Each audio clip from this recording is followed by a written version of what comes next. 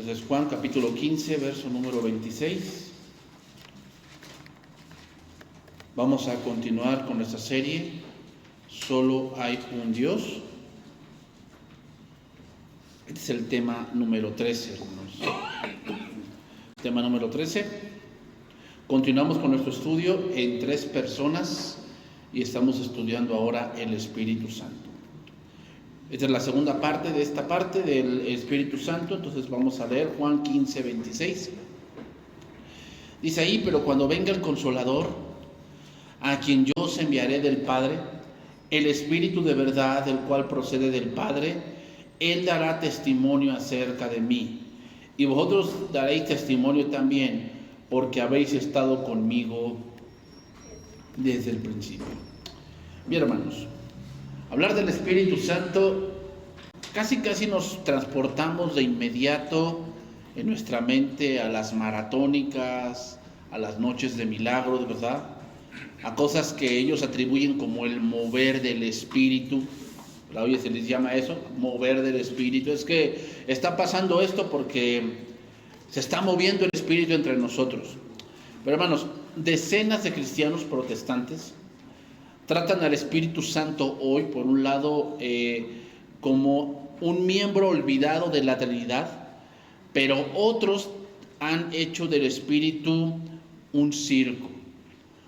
Ofrecen entretenimiento, crispación, ideas vanas, incertidumbre, ofrecen milagros supuestamente engañosos, socavan la doctrina del Espíritu Santo. El Espíritu Santo, hermanos, real, no es una corriente electrizante.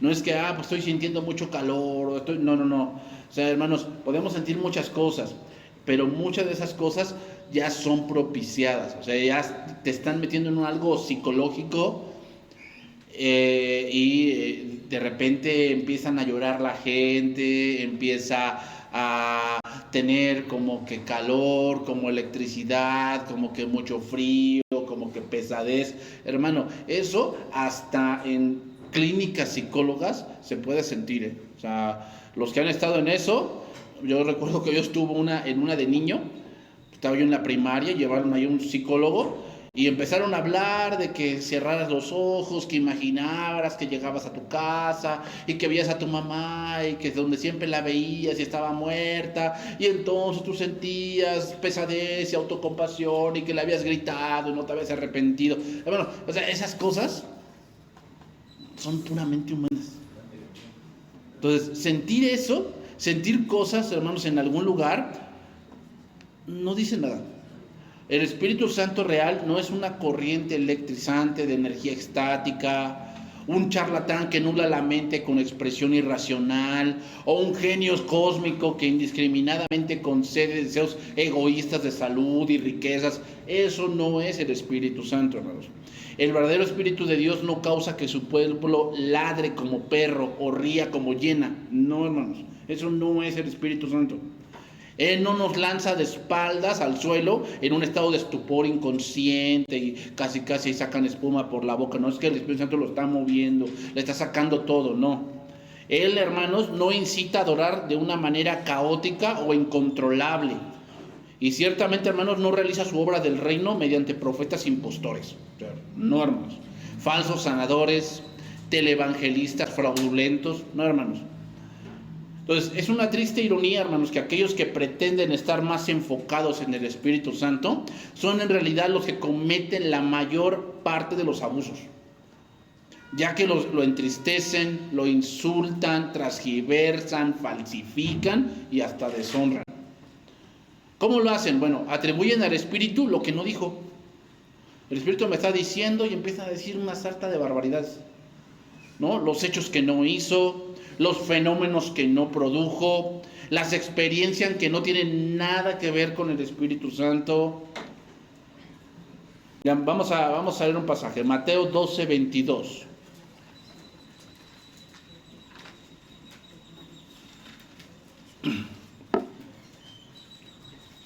Pues, hermanos, hoy en día, congregaciones que no se comportan así, de que no tienen el mover y que si la gente no llora y si la gente no siente que el Señor la tocó este domingo, pues es que están matando el espíritu. Es que en esa iglesia no está el Espíritu de Dios moviéndose. O sea, tiene que cada domingo haber algo que la gente sienta que Dios está aquí. No, ese no es el propósito de la iglesia, que sientas que Dios está aquí. No, ese no es el propósito. El propósito es que tú conozcas a Dios. Esa es otra cosa. Dice ahí Mateo 12:22. Entonces fue traído a él un endemoniado, ciego y mudo, y le sanó de tal manera que el ciego mudo veía y hablaba. Y toda la gente estaba atónita y decía, ¿será este aquel hijo de David? Mas los fariseos, fíjate lo que decían los fariseos, al oírlo decían, este no echa fuera los demonios sino por Belcebú, príncipe de los demonios. Y sabiendo Jesús los pensamientos de ellos, les dijo, todo reino dividido contra sí mismo es asolado, y toda ciudad o casa dividida contra sí misma no permanecerá.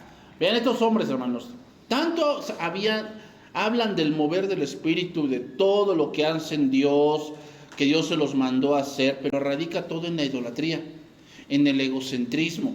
Y cuando se les dice, no, eso no va de acuerdo con las Escrituras, todos esos fariseos te dicen que tú haces las obras del diablo, al negar la profecía, al negar el apostolado y al negar sus falsas obras. O sea, cuando tú vas en contra de que no, es que eso no es el mover del Espíritu, perdónenme, pero no, eso no es. No, es que tú eres un incrédulo.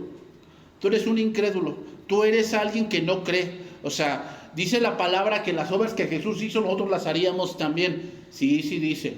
Pero no lo dice en ese contexto de milagros. Lo dice en el contexto de predicación, hermanos. Entonces, no me quiero extender tanto aquí, en este punto, pero voy a decir otra cosa más y vamos a ir entrando a otro punto. En un sitio web, hermanos, de África, se expuso una noticia de un gurú en África. Saben que allá en África hay mucho de este tipo de cosas, ¿no? Gurú, santería, masonería, todo ese tipo de cosas. Por eso ese continente, hermanos, es uno de los continentes más pobres del mundo, por la idolatría. Entonces, un hombre pentecostal, que era muy crítico con el caos que caracteriza el movimiento carismático, ya saben cómo son esas iglesias que todos hablan en lenguas y que se caen algunos y el otro por allá está reprendiendo y el otro por allá está diciendo que Dios le está hablando y así dice el Señor y cosas así. Bueno, después de criticar la extraña posesión del espíritu y las prácticas rituales extrañas, observó a este hombre gurú de África. Descubrió a ese hombre que hablaba también en lenguas.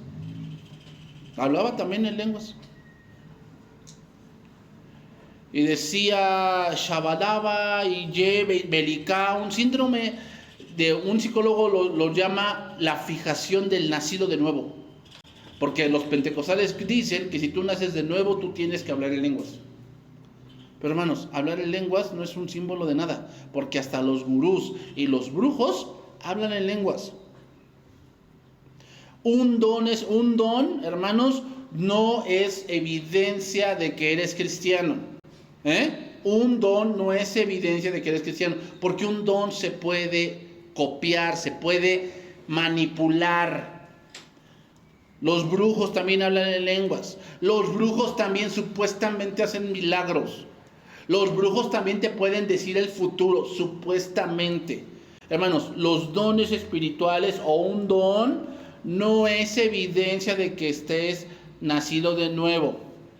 Entonces la pregunta que viene es esta. Si el sacerdote vudú poseído dice chiribumbum y el balbuceo entrecortado sobre el bastón negro que lleva y el poseído cristiano dice shabadabadaba con su Biblia, ¿cuál es la diferencia? ¿Cuál es la diferencia? Fíjate, este autor pentecostal continúa diciendo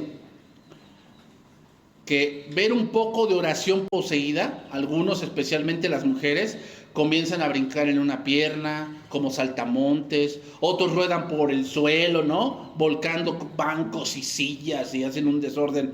El orden, hermanos, y la disciplina se han ido. Donde pasa el caos ruidoso, un murmullo estrepitoso, ¿No puede ser Dios actuando así? Rompiendo el orden, rompiendo la armonía de la iglesia. ¿Eso es Dios?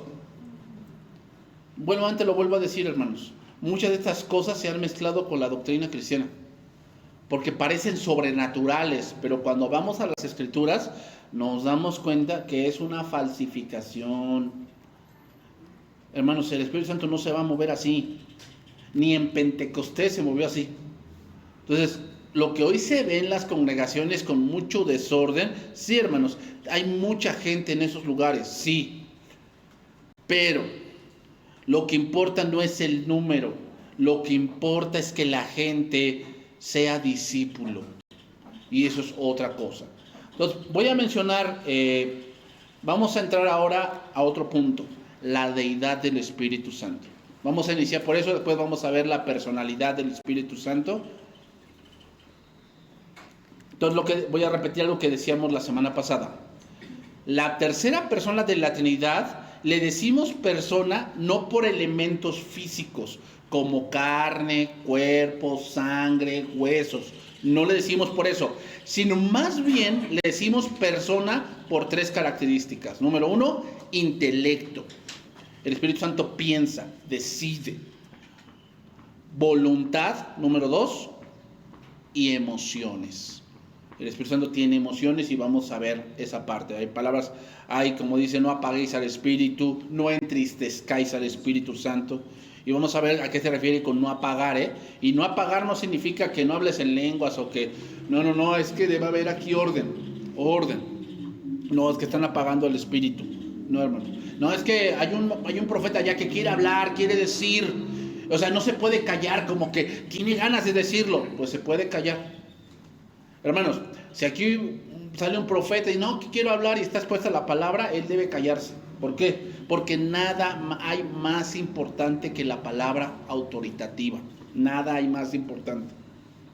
¿Ok? Bien.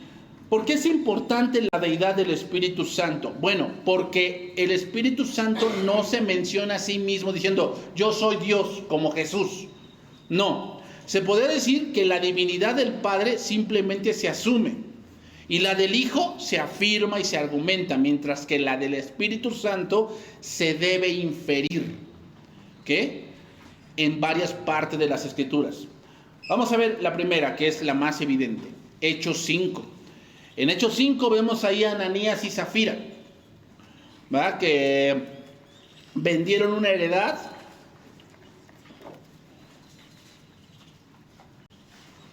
y llegaron a un pensamiento que iban a hacer. ¿Ok? Hechos 5:1, voy a empezar allí. Pero cierto hombre llamado Ananías, con Zafira su mujer, vendió una heredad y sustrajo del precio, sabiéndolo también su mujer. Y trayéndolo solo una parte, lo puso a los pies de los apóstoles. Y dijo Pedro, Ananías, ¿por qué llenó Satanás tu corazón para que mintieses al Espíritu Santo y sustrajeses del precio de la heredad? Reteniéndola no te quedaba a ti y vendida no estaba en tu poder. ¿Por qué pusiste esto en tu corazón? No has mentido a los hombres, sino a Dios. Vean cómo lo dice Pedro, hermanos. Mentir al Espíritu Santo es mentir a Dios. Por lo tanto, eso nos lleva a la conclusión de que la segunda frase, que es en el versículo 4, de lo que primero se dijo, Pedro, ¿cuál es? ¿Por qué llenó Satanás tu corazón? Hermanos, Ananías no estaba poseído. No estaba poseído. ¿Qué es lo que pasó? Satanás llenó su mente de una idea. ¿Cuál? Mentir. El problema no era cuánto trajo del dinero. Eso no era el problema. O sea, tú podías traer lo que tú quisieras a la iglesia y dar lo que tú quisieras de lo que bendices. Ese no era el problema. El problema era que él seguía mintiendo que lo vendió en tal precio cuando no es cierto. Satanás llenó su mente de una idea falsa. Ya saben, cuando tienen dinero y yo siento que la mayoría hemos pasado por allí. Tú tienes dinero y tienes que dar algo o tienes que pagar algo, y empieza en tu mente a pensar que que eso que estás pagando como que ya es mucho lo que vas a pagar, ¿no? Y que te vas a quedar, o sea, ni modo que des la mitad de lo que ganas, como que se siente feo, ¿no? Que pues, por aquí recibes y por aquí tienes que pasar el pago, ¿no? O sea, como que sientes feo y Satanás te empieza a decir, no, podemos hacerle de otra manera, no, es que te vas a quedar pobre si das esto. Satanás llenó su mente, no estaba poseído. No puede haber cristianos poseídos, hermanos. ¿Puede haber cristianos llenos de otras cosas? O sea, ¿en su mente ser engañados? Sí, porque la batalla espiritual es en la mente. Ananías perdió la batalla espiritual en la mente y se creyó la mentira de que si podía mentir de acuerdo al precio, no había ningún problema. Y Pedro le dice que mintió al Espíritu Santo y que esa mentira es a Dios mismo. Vamos a ver otro pasaje, hermanos. 1 Corintios 3:16.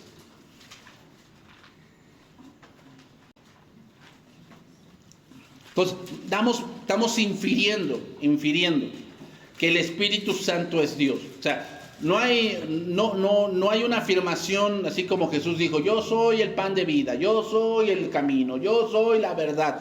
Y afirmamos que Él es Dios. En el caso del Espíritu Santo tenemos que inferir a través de varios pasajes. Ver varios atributos que son únicamente de Dios. ¿Ok? Aquí vemos en el Espíritu Santo, vemos su omnisciencia, porque Él sabía que Ananías estaba mintiendo, ¿no? Lo sabía. 1 Corintios 3:16. ¿No sabéis que sois templo de Dios? ¿De qué está hablando Pablo aquí en el pasaje?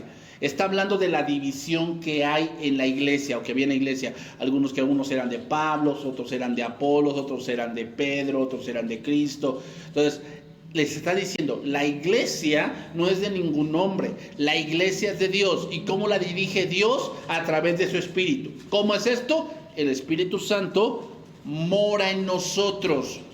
¿No sabéis que sois templo de Dios y que el Espíritu de Dios mora? O sea, si está hablando primero, ustedes son templo de Dios y es el Espíritu de Dios que mora en ustedes, inferimos que el que habita dentro de nosotros es ¿quién? Es Dios. Entonces el Espíritu Santo es Dios.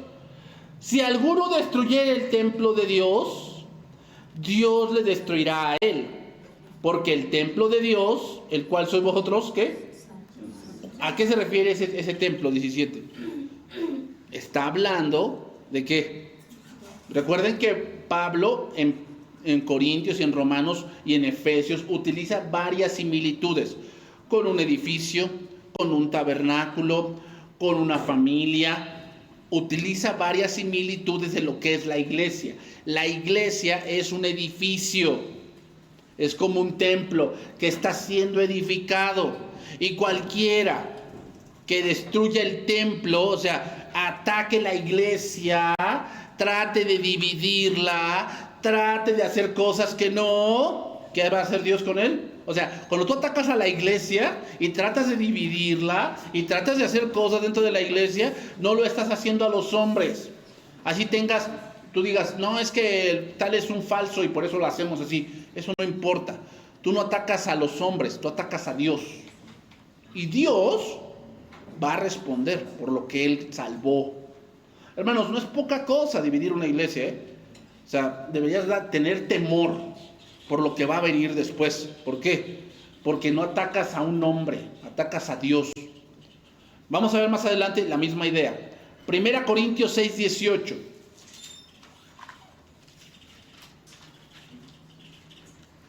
Primera Corintios 6:18. Vean cómo Pablo trae la misma idea, pero ahora aplicándola a que los corintios tenían la misma idea griega de que el cuerpo es malo y el espíritu es bueno. Entonces lo que hacían ellos, hermanos, otra costumbre griega, era que los griegos tenían la costumbre de que solamente tenían esposa por reproducirse. Si no, no tuvieran esposa. ¿Esto qué hacía? Que el esposo tuviese relaciones o intimidad con su esposa solamente para lo necesario. O sea, solamente vamos a procrear 2 hijos, ¿no? Vamos a poner 2 hijos. Bueno. Entonces, hacían el trabajo para ese punto. Tenían los 2 hijos, nunca más tenía intimidad con su esposa. Nunca más. Entonces, ¿qué hacían? Se metían con las prostitutas de la ciudad. Hacían eso. Los cristianos. Entonces, Pablo tiene que corregir, diciéndoles, a ver, ya no pueden vivir así. Cada quien debe tener su propia esposa. ¿Por qué? Porque, aquí lo va a explicar, huid de la fornicación.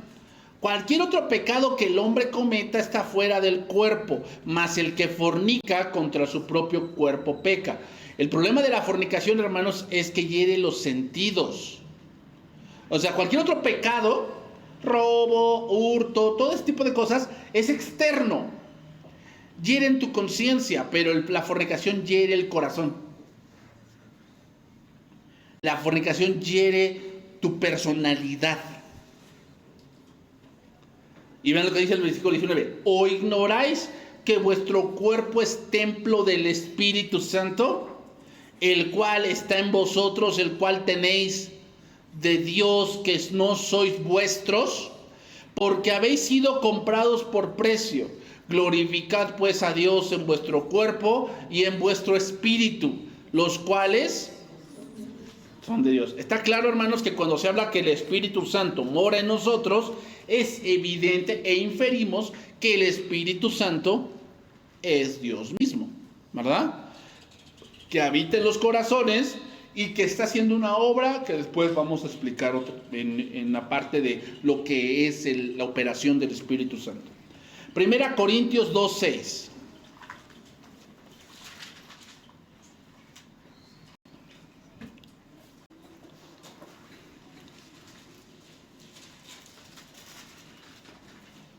Otro problema de la carta de la iglesia de los Corintios. Mira, la iglesia de los Corintios era una iglesia muy grande y tenía muchos dones. Pero ¿qué crees?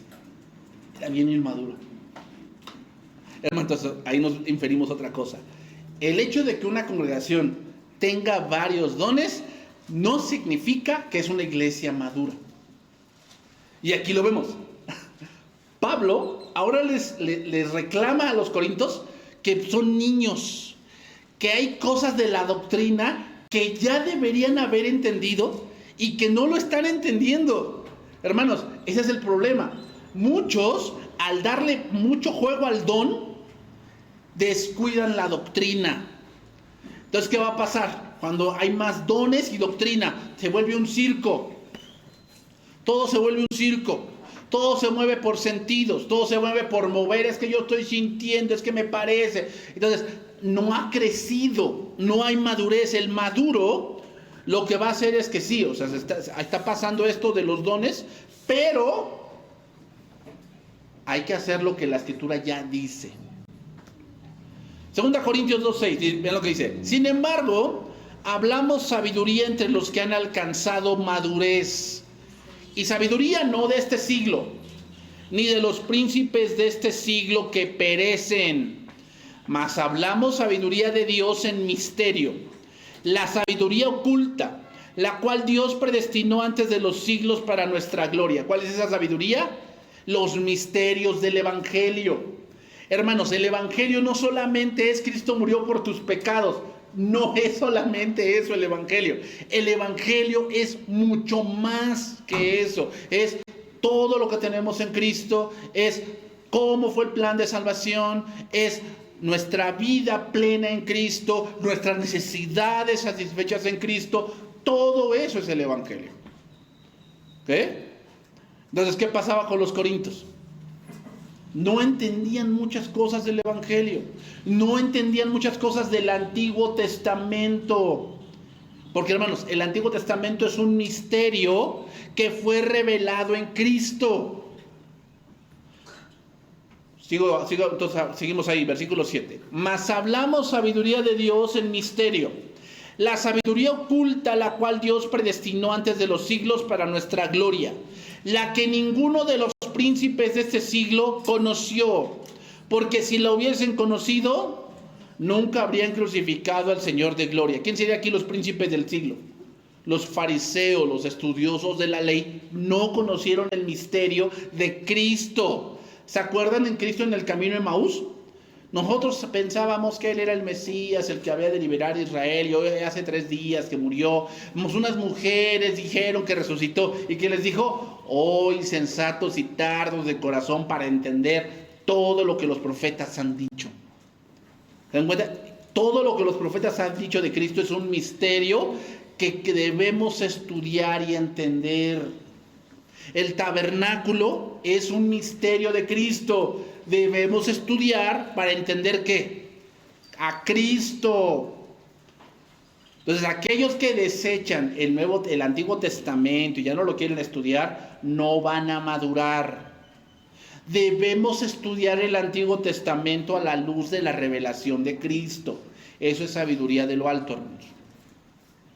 Antes bien, como está escrito, versículo 9, cosas que ojo no vio, ni oído oyó, ni han subido en corazón de hombre, son las que Dios ha preparado para los que le aman. ¿Cuál es el contexto del verso que está citando Pablo? Las verdades del Evangelio. No está hablando de profecía, de que no, es que yo estoy hablando cosas que ojo no vio, y me llevó al cielo, y estoy por el infierno con Jesús, y vi a gente, y que no diezmaba. O sea, eso no es cierto, hermanos. Por favor, ese hombre cenó mucho y se fue allá, y a lo mejor porque allá va a estar siempre. Pero hermanos, eso no es cierto. Aquí lo que está hablando es que las cosas que se han revelado son cosas que vino a revelarlas Cristo. Cosas que ojo no vio, ni oído yo, ni han subido en corazón de hombre, que son las que Dios ha preparado para los que le aman. ¿Cómo se han revelado? Por Cristo, por Cristo. Pero veamos, seguimos. Pero Dios nos la reveló a nosotros por el Espíritu. Porque el Espíritu todo lo escudriña, aún lo profundo de Dios. Porque ¿quién de los hombres sabe las cosas del hombre, sino el Espíritu del hombre que está en él? Así también nadie conoció las cosas de Dios, sino el Espíritu de Dios. El Espíritu es Dios porque sabe todas las cosas, aún lo profundo del hombre y lo profundo de Dios.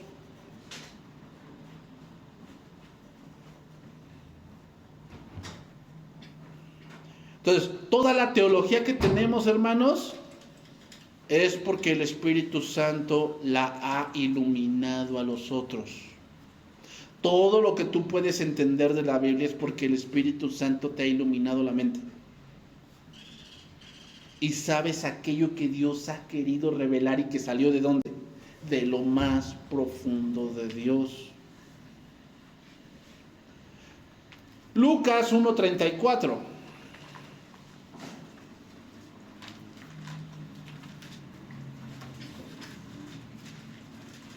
Entonces, ¿qué dicen los testigos de Jehová? No, es que el Espíritu Santo es una fuerza, es el poder de Dios. Cuando se manifiesta el poder de Dios, ese es el Espíritu Santo. No, hermanos, no, esos hombres están locos. Tú sácales así estos versos y vas a ver que ya no te vuelven a visitar en tu casa. Ya no te vuelven a visitar porque ya saben que no, pues ya contigo no pueden. Bueno, ya si quieres que te visiten, te sientes solo y un día dices, no, pues quiero platicar con alguien, pues llámalos. Ya te van a visitar y te echas una platicadita con ellos. Pero no, hermano, o sea, en verdad, los testigos de Jehová es una secta fuerte, pero bien equivocada. Versículo 34 de Lucas 1. Entonces María dijo al ángel. Aquí el contexto es que María se encuentra con el ángel Gabriel, le dice que va a tener un hijo, y ella le dice, ¿cómo es? Y yo no tengo varón, ¿no? O sea, no conozco, apenas voy a casar. Entonces dice, entonces María le dijo al ángel, ¿cómo será esto? Pues no conozco varón. Respondió el ángel, le dijo, el Espíritu Santo vendrá sobre ti, y el poder del Altísimo te cubrirá con su sombra. Por lo cual también el santo ser que nacerá será llamado Hijo de Dios. Y aquí tu parienta Elizabeth, ella también ha concebido hijo en su vejez. Vean las palabras que utiliza el ángel. También tu parienta Elizabeth ha concebido hijo.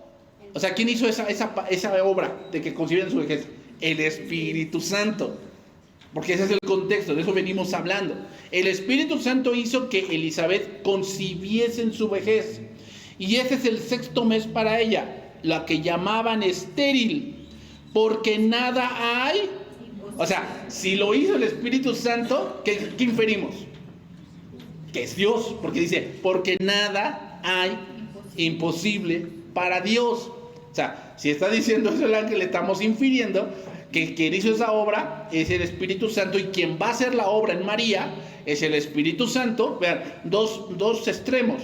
Por un lado, alguien va a tener un hijo sin haber conocido varón, y por el otro lado, alguien va a tener un hijo siendo estéril y en vejez.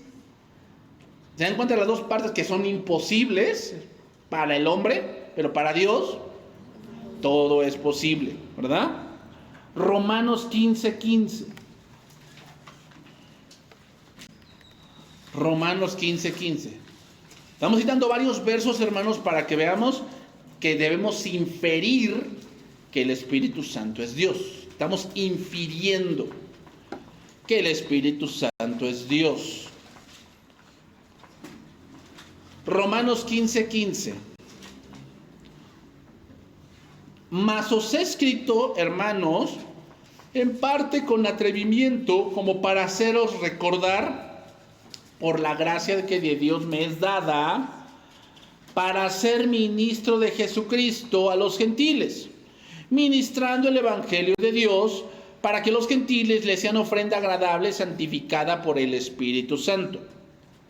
Tenga pues de qué gloriarme en Cristo Jesús en lo que a Dios se refiere, porque no os haré hablar sino de lo que Cristo ha hecho por medio de mí, por la obediencia de los gentiles, por la palabra y con las obras. Miren, hermanos, una de las cosas que también se deben de ver para alguien que es apóstol, ya no hay apóstoles, eso es por esta razón. ¿Cuál? La palabra debe ser respaldada por prodigios y milagros. ¿Ok? Todos los apóstoles, los primeros apóstoles, que fueron los encargados de escribir la palabra autoritativa, su palabra era respaldada por señales y prodigios. Vean a Pedro. Pedro fue al pórtico de Salomón. ¿Qué había allí? Un cojo. Y ahí estaban Pedro y Juan, apóstoles. Hablaron la palabra y ¡pum! Se sana. ¿Ah? ¿Se acuerdan que Pablo naufragó en la isla de Malta? ¿Qué le pasó? Lo mordió una serpiente. Y todos están viendo que se muriese. ¿Y qué? ¿Por qué? Porque les dijo a la gente, se va a perder la nave, pero ¿qué? Ninguno de ustedes se va a morir. Ese milagro que ocurrió con Pablo confirma la palabra dicha por Dios a través de Pablo.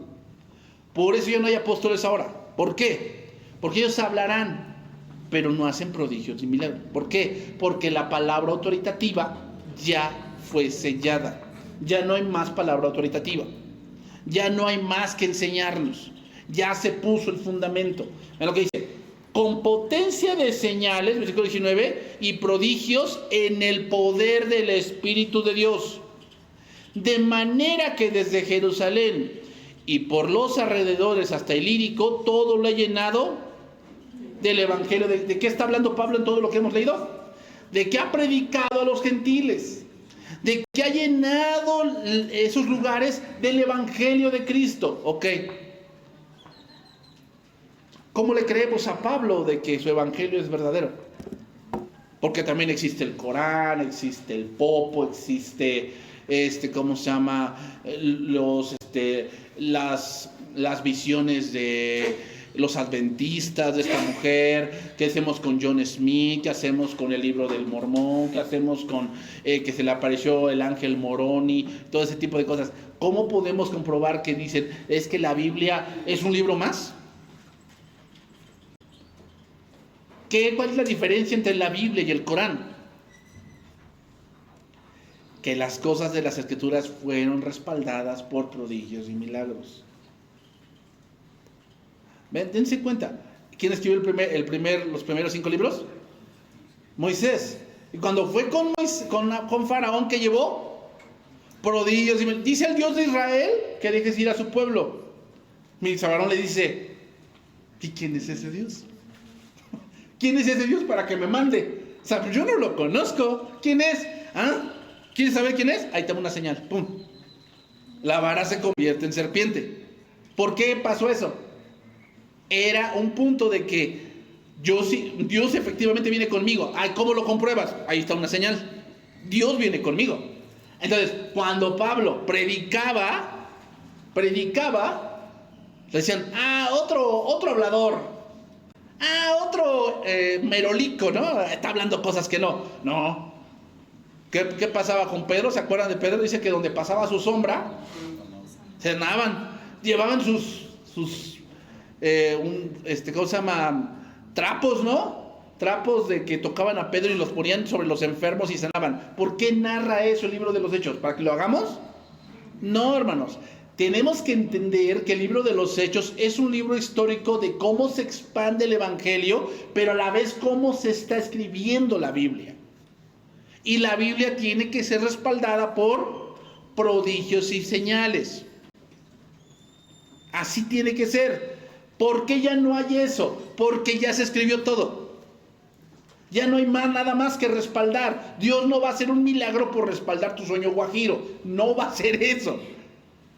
El Espíritu Santo es Dios porque Él decide que cuando se está hablando de su palabra tiene que respaldarla. Pero ahora ya no es necesario respaldarla con prodigios y milagros. Ahora la respalda el Espíritu Santo como convenciéndonos de lo que oímos es verdad.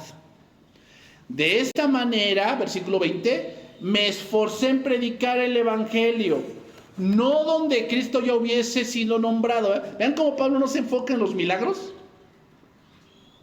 No se enfoca en lo que podía hacer o no podía hacer. No se enfoca en eso. Se enfoca en la predicación. De esta manera me esforcé a predicar el Evangelio, no donde ya hubiese Cristo sido predicado o nombrado, para no edificar sobre fundamento ajeno, sino como está escrito, aquellos a quien nunca les fue anunciado acerca de Él, verán, y los que nunca han oído de Él, entenderán. Entonces, ¿qué nos demuestra aquí el Espíritu Santo? Su omnipotencia. Solamente Dios tiene eso. ¿Cómo? Haciendo que gente que no podía tener hijos tengan. Los que pueden, pero de una manera sobrenatural, tengan hijos. Y respaldando su palabra. Y respaldando la cruz de Cristo. Esa es la parte del Espíritu Santo. ¿Han oído hablar, hermanos, esta frase que dicen, solamente Dios puede cambiarte? Es verdad, ¿eh? Eso es verdad. Juan 16:7.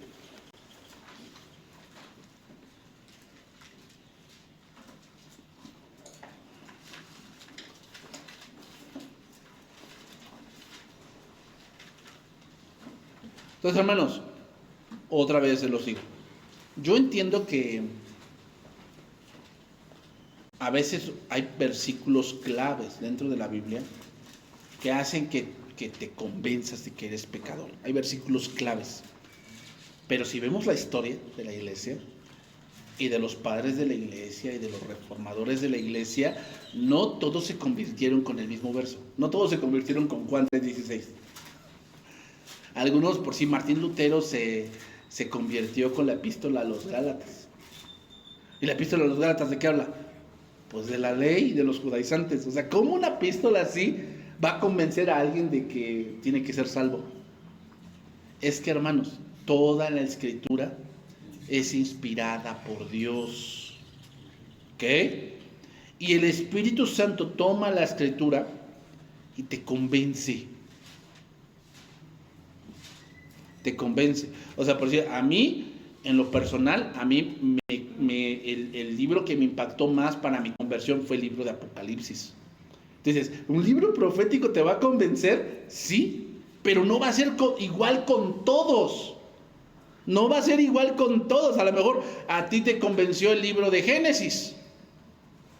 ¿Por qué? Dios actúa como Él quiere, porque el Espíritu Santo es como el viento, que oye su sonido, pero no sabe ni de dónde viene ni a dónde va, ¿no? Juan 16:7. Pero yo digo la verdad, os conviene que yo me vaya, porque si no me fuese, el Consolador no vendría a vosotros, mas si me fuere, os lo enviaré. Y cuando Él venga, convencerá al mundo de pecado, de justicia y de juicio. De pecado por cuanto no creen en mí. De justicia por cuanto voy al Padre y no me veréis más. Y de juicio por cuanto el príncipe de este mundo ha sido ya juzgado. Y no solo convence al pecador, hermano, sino que es el agente para que la gente nazca de nuevo. Juan 3:5. No, es un versículo muy conocido. Respondió Jesús: de cierto te digo, el que no naciere del agua y del Espíritu no puede entrar en el reino de Dios. Lo que es nacido de la carne, carne es, y lo que es nacido del Espíritu, Espíritu es. No te maravilles que te dije, os es necesario nacer de nuevo. El viento sopla de donde quiere y oye su sonido, mas ni sabe de dónde viene ni a dónde va. Así es todo aquel que es nacido del Espíritu. Esto nos pone en claro que lo que es imposible para los hombres, cambiar la naturaleza, renovar la mente, cambiar el corazón de piedra a un corazón de carne, solo lo puede hacer Dios. Entonces, ¿qué pasa? El evangelio es predicado. Tú haces tu trabajo. ¿Cuál? Predicar. Tu trabajo no es convencer. Tu trabajo es predicar el evangelio. Hermanos, lean el libro de los Hechos también. Y por decir, ¿han visto las predicaciones? O enfóquense en la predicación, por decir, de Pedro. El primer día de Pentecostés. Les explica. Esto es lo que profetizó el profeta Joel. Por lo tanto, hermanos, arrepiéntanse. Vean, explican un pasaje. Explican un pasaje y después les dice, esto es lo que se profetizó y se ha cumplido en Cristo. Analicen la predicación de Esteban. No inició con que Cristo los ama y todo, no. Inicia hablando de historia, de todo, o sea, dando una puntualidad. Israel siempre ha sido rebelde. Y cuando llega con ellos les dice, incircuncisos de corazón, duros de cerviz. ¿Quién de sus padres no persiguió a los profetas y ahora ustedes han hecho lo mismo? Que matando al autor de la vida. Entonces ellos se enfurecían porque entendieron que era la verdad. ¿Se dan cuenta la predicación, hermano? La predicación para la iglesia, en la iglesia primitiva, no era de versículos así específicos, era de explicar el evangelio. Explicar el evangelio. O sea, aquí está diciendo eso, voy a explicar qué dice ese pasaje. Y la gente escucha y el Espíritu Santo ocupa la palabra y la convence. Y al creer, ¿qué? Nacen de nuevo. Pablo, cuando está hablando con Agripa y con Félix, les hablaba de su conversión. De que él era celoso, de que perseguía a la iglesia, que cierto día se encontró el camino a Damasco a Cristo, y que ahora él sigue a los que llaman los del camino, y entonces él ha predicado a los gentiles, y él se ha hecho un hombre seguidor y entendedor de las profecías de Dios. Y Félix dice que cuando le empezó a hablar del juicio final y de que Dios juzgaría a los muertos, como que dice que le tuvo miedo, y lo mandaba a la cárcel, lo volvía a llamar. Y con Agripa, ¿qué le dijo? Por poco me persuades a ser cristiano. ¿Por qué? Explicar el evangelio. Explicar el evangelio. Así lo hacían los apóstoles. Felipe, ¿te acuerdas? Como oveja fue llevado al matadero y enmudeció. ¿Y qué le dijo? No, es que Dios te ama y por eso dice eso. No dice eso. Le dijo Felipe, ¿pero entiendes lo que lees? ¿Te das cuenta? Otra vez, explicar el Evangelio. Explicar el Evangelio. La gente sí quiere oír que Dios lo ama. No. O sea, sí es lo que quiere oír su carne, pero lo que necesita es entender su posición delante de Dios. Y para eso hay que explicar el Evangelio. Y el Espíritu Santo, ¿qué? Es el que convence.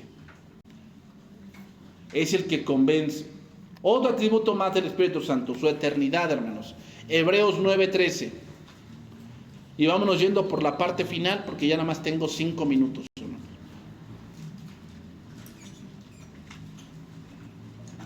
Vámonos yendo por la parte final. Otro atributo más del Espíritu Santo, su eternidad. Hebreos 9:13. Porque si la sangre de los toros y de los machos cabríos y las cenizas de la becerra rociadas a los inmundos santifican para la purificación de la carne, ¿cuánto más la sangre de Cristo, el cual mediante el Espíritu eterno se ofreció a sí mismo sin mancha a Dios, limpiará vuestras conciencias de obras muertas para que sirváis al Dios vivo? Lo que está diciendo este pasaje es que Dios mismo guió a Jesús a la cruz. Pero no solo eso, el Espíritu estaba desde la eternidad planeándolo todo. Y no solo eso, ya tenemos el plan, que el Hijo va a seguir este plan, ok. Pero faltan qué milagros va a hacer, qué actitud va a tener, con quiénes se va a encontrar. ¿Quién hizo eso? El Espíritu Santo.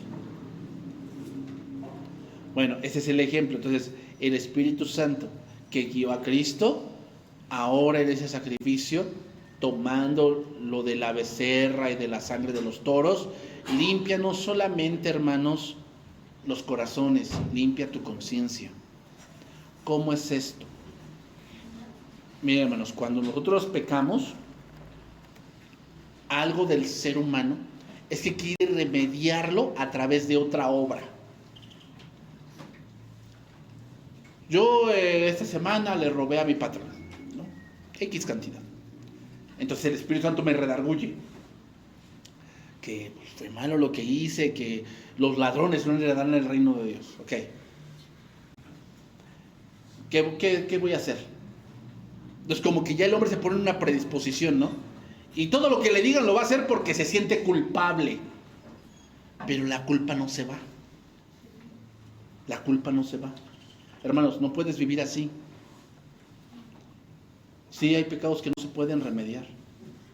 Pero no debes de vivir dándote con el látigo del desprecio. Y que tú eres el hombre más malo del mundo. No, todos somos malos. Por eso todos necesitamos salvación. Entonces, ¿qué quiere decir? ¿Que seas implacable? No, hermanos. Lo que quiere decir es que el Espíritu Santo limpia tu conciencia en el sentido de que ya no te juzgues más a ti mismo. No te castigues. Sí, se cometieron errores, sí. Sí, es que me equivoqué con este hombre, me casé con este hombre, ¿y ahora qué hago? Bueno, eso no debe llevar a destruir tu matrimonio. Debes que continuar. Pero eso solamente pasa cuando te arrepientes de verdad. El Espíritu Santo te sana y te limpia la conciencia. Te acuerdas, pero no te juzgas. O sea, ¿te acuerdas de cosas que hiciste? Sí. ¿Te sientes condenación? Si sientes condenación, entonces tienes que ir con Dios y confesarle ese pecado. Señor, mira, cuando tenía tal edad, mira, cometí esto. Y aún como que lo recuerdo y siento condenación. Perdóname. Y el Señor te va a perdonar, pero no solamente eso. Te va a limpiar la conciencia de tal manera que tu conciencia entienda que eso que requiere justicia ya fue satisfecho en la cruz. Lo que tiene la conciencia, hermanos, es que obviamente pide justicia.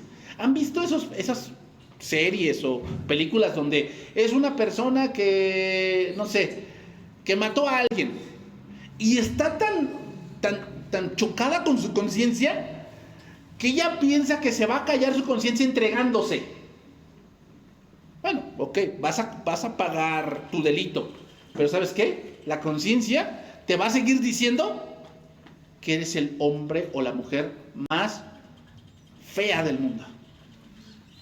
No se limpia la conciencia estando en el cerezo. No se limpia. O así estés pagando, dices, no, pues es que choqué con alguien. Yo tuve la culpa. Y en ese choque, su hijo perdió una mano. Y entonces, ¿cómo restituyes una mano?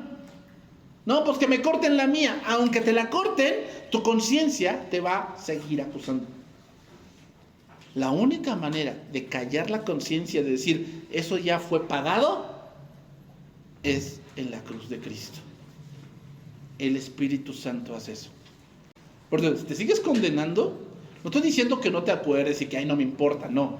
Lo que estoy diciendo es que nos acordamos de dónde Dios nos rescató, pero no nos sentimos condenados. ¿Por qué? Porque eso ya se pagó. Ya se pagó. Y si sientes que no se ha pagado, ve con Dios y dile, perdóname, Señor. Mira, esto que hice me pesa. Me pesa. Yo quisiera no haberlo hecho, pero no voy a arreglar el pasado. Pero ahora estoy aquí y no quiero tener esa carga. Perdóname, límpiame, sáname. Y el Señor lo va a hacer. ¿Por qué? Porque si la sangre de los machos o de los toros solamente cubrían los pecados, ¿cuánto más la sangre de Cristo, la cual mediante el Espíritu Eterno se ofreció a sí mismo sin mancha a Dios, limpiará vuestras conciencias de obras muertas? Tito 3:5.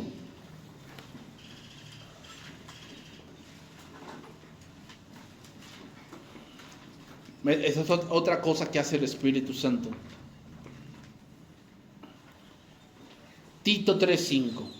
Es un versículo muy conocido. Dice, nos salvó no por obras de justicia que nosotros hubiésemos hecho, sino por su misericordia, por el lavamiento de la regeneración y por la renovación en el Espíritu Santo. Aquí la palabra renovación viene de una palabra griega anakainosis, que significa hacer algo fresco o nuevo. ¿Qué significa, hermanos? Significa que el pecado nos fue poniendo cierto tipo de carácter, cierto tipo de pensamiento, cierto tipo de conducta. Cuando estás en la palabra, el Espíritu Santo utiliza esa palabra y tú empiezas a cambiar. Y tu vida se vuelve algo fresco, algo nuevo, algo que tiene sentido. ¿Por qué crees que el mundo dice, es que no le encuentro sentido a nada? Pues, es como andar viviendo en el desierto. No tienes agua, no tienes nada. Cuando llega la palabra, el Espíritu Santo que te hace sentir frescura. Tu vida tiene sentido. Sí, tengo 100 años, pero 100 años en Cristo es algo que, lo que Dios me permita vivir. Y yo sé que cada año que pasa en mi vida así físicamente es pesado, porque ya no tenemos la misma fuerza, la misma habilidad. Pero en Cristo sabemos que Dios me está dejando por algo. Eso es la frescura que da el Espíritu Santo a través de la palabra. Romanos 8:11.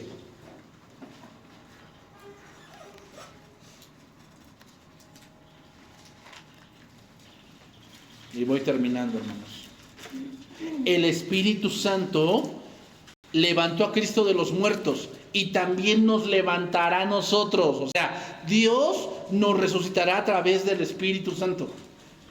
Romanos 8:11. Y si el Espíritu de aquel que levantó de los muertos a Jesús mora en vosotros, y ya lo vimos en Corintios que el que mora es Dios mismo, el que levantó de los muertos a Cristo Jesús vivificará también vuestros cuerpos mortales por el Espíritu que mora en vosotros. ¿Y qué pasa con los que los cremaron?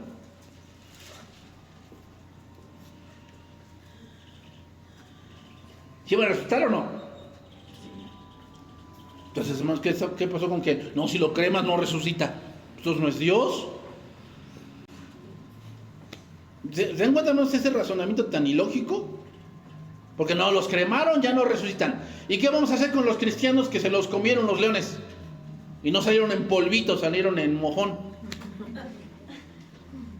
Entonces, ¿qué va a hacer con ellos? ¿Ellos no van a resucitar? Porque no fueron enterrados. Hermanos, ¿se dan cuenta? O sea, hermanos, razonemos. El Espíritu Santo es Dios y Dios es omnipotente y no hay nada imposible para Dios. No hay nada. Segunda Timoteo 3:16, con eso vamos a terminar. Tengo más versos, hermanos, pero ya no tengo tiempo. Lo que queremos entonces inferir con esto, todos estos versos que hemos estudiado, hemos leído, ¿qué inferimos? ¿Qué inferimos? El Espíritu Santo es Dios. Y aquel que mienta al Espíritu Santo miente a Dios. Y es el Espíritu Santo el que nos da vida. Y es el Espíritu Santo el que nos hace entender la palabra. Y es el Espíritu Santo el que opera en la iglesia. Y es el Espíritu Santo el que mora en nosotros. Y es el Espíritu Santo el que nos da frescura a nuestra vida. Y es el Espíritu Santo el que nos convence y el que nos ha hecho nacer de nuevo. Es el Espíritu Santo. Toda la Escritura es inspirada por Dios y útil para enseñar, para corregir, para redarguir, para corregir, para instruir en justicia, a fin de que el hombre de Dios sea, ahí perfecto significa maduro, enteramente preparado para toda buena obra. Es decir, la historia, el saber las intenciones, el asemejar vivencias de los hombres a Cristo, eso solamente, o eso lo hizo el Espíritu Santo.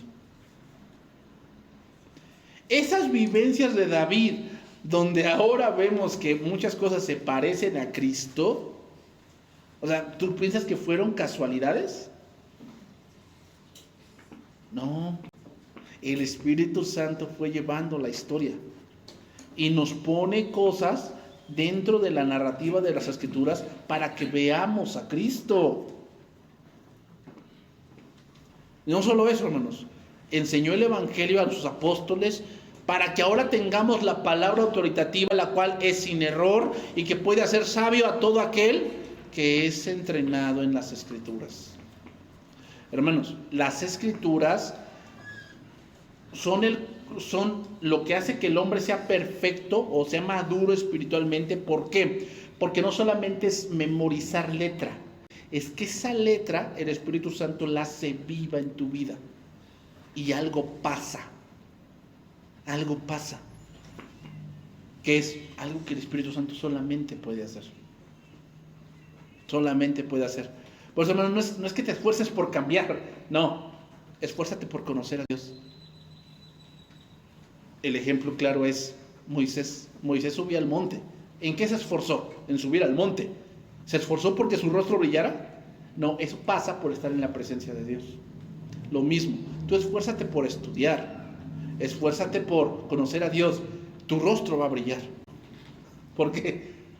Porque sin duda, cuando alguien está cerca de Dios va a haber un cambio. No te esfuerces por cambiar, esfuérzate por conocer a Dios. Y eso se va a ver. Él no veía su rostro. El pueblo cuando lo vio que su rostro ¿qué? Resplandecía. O sea, Moisés no se dio cuenta. Tú también no te vas a dar cuenta de tu carácter, de tu manera de hablar. No te vas a dar cuenta que ya cambió, pero la gente sí se va a dar cuenta. Y te va a decir, oye, ¿qué te pasó? ¿Te lavan el cerebro allá? Allá te lavan el cerebro, te encadenan y te latiguean como allá, como los monjes, ¿no? Que se pegaban y por mi culpa, ¿así te hacen allá? No, entonces ¿qué te hacen? Porque pues, algo tienes que hasta te ves más contento. ¿Y qué le vas a decir? Eso es Cristo. Vamos a orar, hermanos, y vamos a terminar este tiempo.